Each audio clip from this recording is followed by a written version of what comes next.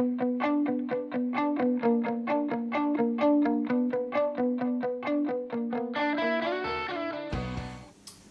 et bienvenue sur Geek de France. Je vous propose aujourd'hui de découvrir avec moi la tablette Samsung Galaxy Tab, la version 10 pouces, c'est-à-dire celle qui porte la référence GT P7500. Alors, dans un premier temps, si on s'arrête sur le packaging, la version que j'ai eue c'est le pack Post de luxe. Donc on a la boîte classique, la tablette fournie avec une petite pochette de transport assez sympathique, parce qu'elle est légère, elle est juste de la taille de la tablette, ce qui lui permet de tenir comme étant une seconde fois. La tablette est fournie ensuite avec un bloc de charge donc, qui se détache pour être soit en USB soit via le secteur. Un adaptateur USB, je vous expliquerai pourquoi tout à l'heure. Un adaptateur pour se brancher en HDMI sur sa télé. Et un petit écouteur. Donc voilà pour le packaging de la tablette.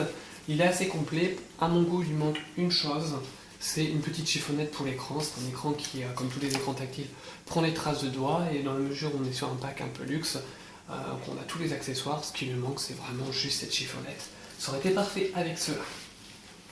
Alors pour ce qui est des capacités physiques de cette machine, on est sur une machine en Tegra, donc avec un écran 10 pouces de 1280 x 800 en termes de résolution, avec un processeur donc Tegra de 1 GHz appuyé par 1 Go de mémoire, entre 16 et 64 Go de stockage interne en SSD, les classiques accéléromètre, GPS, Wi-Fi, etc. Deux caméras, donc une caméra en façade de 2 mégapixels, une derrière de 3 mégapixels appuyée par un flash LED. On a une tablette qui est vraiment très légère puisqu'elle ne fait que 565 grammes, c'est à peu près 70 grammes de moins qu'un iPad et 200 grammes de moins qu'une Iconia, avec une épaisseur de 8,6 mm et une batterie de 7000 mAh qui tient à peu près 10 heures, donc franchement assez sympathique. Si on s'arrête sur le design de la bête, donc elle est assez classique, on reprend les designs qui marchent en termes de tablette. Alors on a son écran qui est bordé d'une petite bordure noire qui est sobre, assez réussie. À côté de la caméra, on a ici un petit détecteur de luminosité, on verra tout à l'heure son usage. Sur le dessus, on a le bouton d'allumage, le bouton de réglage du son, une prise jack et une petite encoche pour mettre une puce 3G parce que j'ai un modèle équipé de la 3G. Voilà. Sur le dessous, on trouve la connectique unique. Ici, Samsung a fait le pari de choisir d'avoir une connectique unique, un peu comme le fait Apple, connectique propriétaire. C'est pour ça qu'on avait les adaptateurs dont je vous parlais tout à l'heure. Donc, c'est-à-dire qu'on branche son adaptateur USB, par exemple, et ensuite, on va venir brancher son périphérique USB. Personnellement, c'est quelque chose que je n'aime pas. Pour deux raisons. La première, je trouve ça dommage de passer par une connectique propriétaire. Et la seconde, parce que c'est franchement inutilisable d'avoir comme ça son téton USB qui dépasse surplombé de 2 cm d'adaptateur. C'est franchement dommage. En contrepartie, ça permet d'avoir la même connectique pour tout, que ce soit l'USB, l'HDMI, mais également ça va offrir la possibilité d'avoir une tablette épurée en termes de connectique, puisqu'effectivement, si on reprend la bordure de la tablette, on a quoi? On a les enceintes de part et d'autre, la prise de jack et la connectique unique, c'est tout. Et ça permet également d'avoir une tablette qui ne fait que 565 grammes, qui est franchement appréciable. On l'a en main et on la sent pas. On peut rester 2 heures à lire des documentations, à surfer sur internet ou quoi que ce soit, sans subir la fatigue du poignet que l'on aurait sur notre tablette. Alors la tablette par défaut est fournie sous une version Android 3.2. Voilà. Si on va dans les informations de l'appareil, donc version Android 3.1, pardon, donc noyau Linux de 636. Tout en sachant que normalement lors du premier trimestre 2012, Samsung a prévu de déployer Google ICS, donc Ice Cream Sandwich, la version 4 dédiée aux tablettes. Voilà donc en termes de physique. Maintenant on va regarder un peu plus le fonctionnement de la machine. Alors, en termes de fonctionnement, la tablette, déjà, je vais m'arrêter 30 secondes, c'est sur son écran, qui a deux qualités. Le premier, d'avoir de très bons angles de vision, c'est-à-dire que même lorsque l'on est fort tourné, bon, on voit aussi bien, c'est impressionnant. Franchement, je crois que c'est la tablette avec les meilleurs angles de vision que j'ai eu l'occasion de tester jusqu'alors. En plus de ça, elle est appuyée par une petite fonctionnalité super sympa, je vous parlais tout à l'heure, c'est le détecteur de luminosité. C'est-à-dire qu'en fonction automatique, si je le désactive, je pousse à fond, l'écran est plus fort, je le désactive et il va adapter la luminosité de l'écran à la luminosité ambiante. Donc c'est super pratique, moi qui ai tendance à prendre la tablette dans mon lit pour lire le soir des nouveautés, lire une BD ou je ne sais quoi. L'écran ne va pas nous agresser les yeux parce qu'automatiquement sa luminosité va être atténuée. Donc ça c'est franchement un point très agréable. Alors, la tablette, pour moi, elle se sort très bien dans 5 éléments. Le premier, la navigation internet. Le deuxième, ça va être tout ce qui est bureautique, BD, notes, etc. Ensuite, les deux usages plus multimédia qui sont jeux vidéo et lecture vidéo. La tablette est également donc équipée d'appareils photo, mais franchement, ceux-ci sont d'une qualité plutôt moyenne. C'est loin d'être exceptionnel. Dans des conditions optimum, on arrive à tirer une photo sympa, mais outre la difficulté de prendre une photo sympa avec une tablette qui fait 10 pouces, l'écran est loin d'être exceptionnel. L'image en façade, elle aussi, est plutôt moyenne, mais on s'en fiche. Elle servira essentiellement pour du Skype, la vidéoconférence. On n'a pas besoin d'une qualité optimum dans la mesure où moins grande sera la qualité, meilleure sera le débit. Donc pour ce qui est de ces deux caméras, voilà. La tablette, par contre, est très à l'aise sur Internet, notamment grâce à deux atouts. Le premier, son écran qui a une grande résolution, je vous disais 1280 x 800, c'est les plus grosses résolutions du moment. Donc c'est super sympathique. Mais en plus de ça, l'Android et la version du navigateur gèrent le flash. Alors le flash sur tablette, ça reste quand même quelque chose qui fonctionne mal, qui est fait planter, pire que sur PC, mais en tout cas c'est géré. Donc pour regarder des vidéos, par exemple, si vous voulez aller voir sur le site de Bref, vous pourrez lire les vidéos du player natif au site de Canal+, qui est en flash par défaut, et on pourra les lire depuis la tablette. Ça marche. Ça se limite, de mon point de vue, à ça marche. Je pense pas que ce soit fantastique, mais c'est faisable. C'est un atout qu'a la table par rapport à certaines tablettes qui sont encore en Android 2. Voilà, donc je vous disais une très bonne résolution. Sur certains sites, par exemple sur Geek de France, on se retrouve avec le mode mobile actif. Moi ça me dérange pas parce que je trouve que il est assez agréable et l'avantage d'être plus rapide que le mode classique.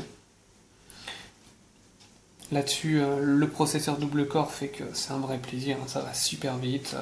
La tablette est ultra réactive, du fait on se retrouve à aller sur internet très facilement sans souci. Après, grâce au market qui est très, très complet, on peut avoir des applications pour un peu tout, Facebook, Ubique, etc. Mais également, la version d'Android est fournie avec un client email qui fonctionne très très bien, avec optimisé pour tablette. Donc la partie gauche c'est dossier, la partie droite c'est email, ça c'est vraiment super sympathique. Gmail nativement intégré bien sûr, c'est du Android. D'ailleurs Android par défaut Android 3.1 qui a été légèrement touché par Samsung, donc il y a rajouté sa surcouche TouchWiz. Alors ça va se concrétiser déjà par un lot de widgets, mais également quelques ajouts, donc un petit dock en bas pour accéder aux applications courantes, un gestionnaire de tâches qui est assez sympathique, qui va nous permettre de voir les applications qui tournent en tâche de fond, c'est du multitouche, et de les fermer à volonté, mais également d'avoir un suivi de sa mémoire. Par exemple, là, moi j'utilise 632 mégas sur la tablette. Donc ça c'est assez sympathique, assez pratique. Ensuite, TouchWiz se caractérise également par une présence de hub. Par exemple, si on va là, on va avoir un hub vidéo qui va garder les principales applications vidéo, etc. Donc il y a les hubs vidéo, reader, musique, et le dernier, je ne me souviens plus comment il s'appelle, là ça doit être Bureautique. Je le marquerai dans le test. Là encore, hein, il y a une grande fluidité, c'est un vrai plaisir la surcouche qui est pourtant réputée pour être assez lourde, mais absolument pas à mal la capacité matérielle de la machine. Le Tegra est vraiment un très très bon processeur, il n'y a aucun souci, il n'est vraiment pas mis à mal par la surcouche TouchWiz. Voilà. J'aurais aimé que Samsung rajoute une chose qu'il met dans ses mobiles, c'est le AllShare qui permettrait, et le KissAir. Donc c'est AllShare qui permet de partager son contenu via des LNA. Donc là on est obligé de ou passer via une application tierce ou via l'adaptateur. Et j'aurais aimé que Samsung y ajoute également KissAir, qui est l'applicatif qui permet de partager via Wi-Fi son contenu. Alors moi je passe par Android qui fait la même chose, mais ça aurait été sympa que Samsung le rajoute. Alors la tablette est équipée d'un accéléromètre et donc du processeur dual-core, donc elle est capable d'encaisser sans souci du jeu plus ou moins graphique. Par exemple là je lance ce petit jeu Gran Turismo qui est assez lourd, assez graphique et assez gratuit. GT Racing.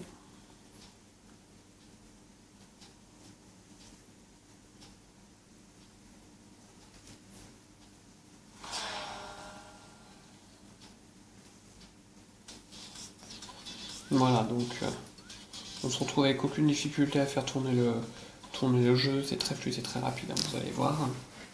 L'écran en plus de ça est très précis, hein, c'est-à-dire que on est tout de suite appuyé là où il faut, il n'y a aucun problème. Hop, c'est magnifique, on a une espèce de veau signé Citroën qui se traîne, mais qui traîne sans faire laguer la tablette en tout cas. Voilà. Pour les capacités jeux vidéo, alors franchement moi jouer avec une tablette je trouve pas ça excitant, mais si on prend en considération qu'on peut par exemple brancher via Bluetooth ou Wi-Fi une manette de jeu, ça peut devenir intéressant pour les jeunes qui aiment bien ça, c'est faisable. En termes de traitement vidéo par contre, là Samsung a fait quelque chose de très très bon. Donc l'écran est de très bonne qualité, la tablette c'est sans problème traiter de la vidéo en HD jusque du 1080 sans poser le moindre souci.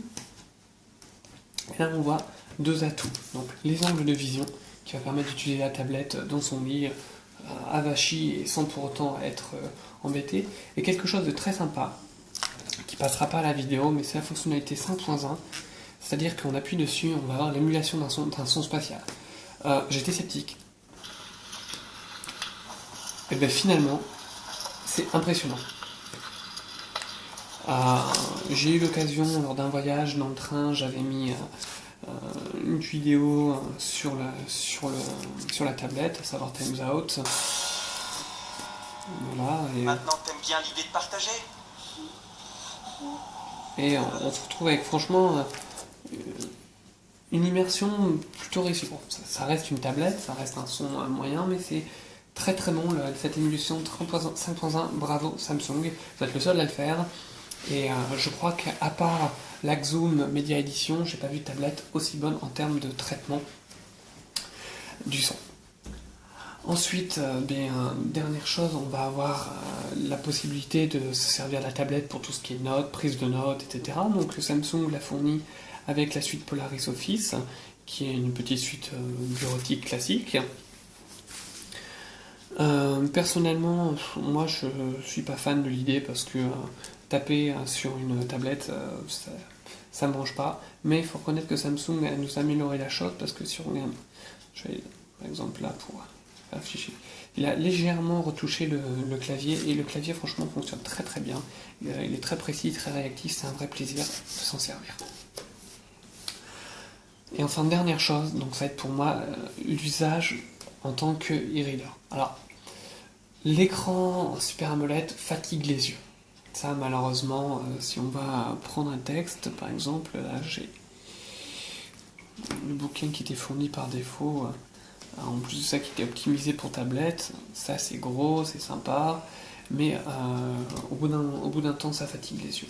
Et encore, heureusement qu'on a cette possibilité d'avoir la cellule de gestion de la luminosité, sinon ça, franchement, ça serait mortel, mais ça reste gérable. Par contre, pour moi, le pied, c'est de lire de la bande dessinée sur un écran d'une telle qualité.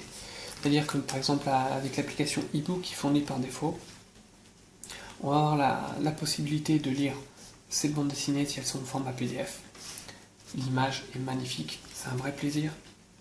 On a une mise au point qui se fait tout seul. Franchement, lire sa BD sur une tablette, je dis oui. Sur cette tablette, encore plus que sur d'autres. C'est un vrai plaisir. Alors par défaut, donc, elle est fournie avec l'application eBook, ce qui est sympa, qui lit une assez bonne multitude de formats. Par contre, je vous conseille, c'est l'application ACV pour tout ce qui est format bande dessinée, qui est vraiment fait pour. Par exemple, là, j'ai les Samy qui marchent très très bien dessus. Donc voilà pour cette tablette. En gros, pour résumer, on a une tablette très puissante, très légère, avec un écran de très bonne qualité. J'aurais tendance à dire qu'elle a très peu de défauts. Pour moi, ces défauts, ce sont cette connectique unique, qui a pour moi un point assez négatif, et surtout son prix. Parce que si on s'arrête sur le prix de cette tablette, elle coûte en version sans la 3G 450€, avec la 3G 500€, donc c'est quand même une des tablettes les plus chères du marché. On est sur un produit de luxe, pour un marché de luxe, et là-dessus Samsung fait un sans faute, c'est un très bon produit.